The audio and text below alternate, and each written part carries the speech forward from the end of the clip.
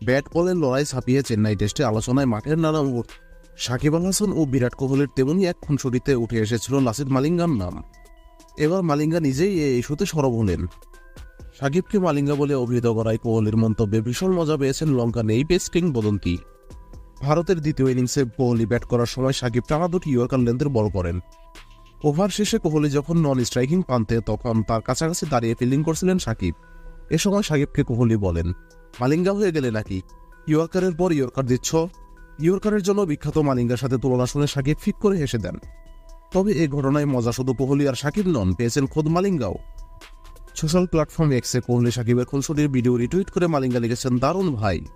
সাথে হাসি ও ভালোবাসার ইমোজি দিয়ে এশিয়ার অন্য দুই কিংবদন্তির প্রতি প্রকাশ করেছেন নিজের মমতা।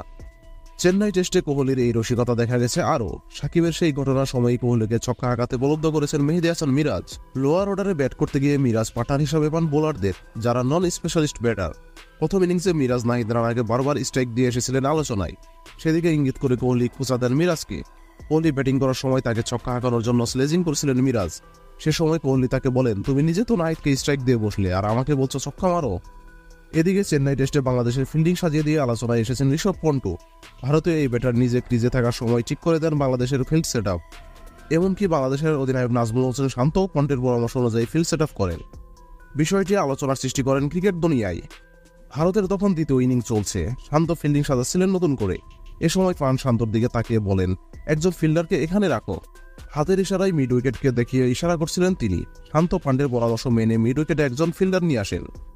পান শান্তর এই কাণ্ড দেখে অনেকেই স্মৃতিতে ফেরাচ্ছেন মহেন্দ্র সিং ধোনিকে।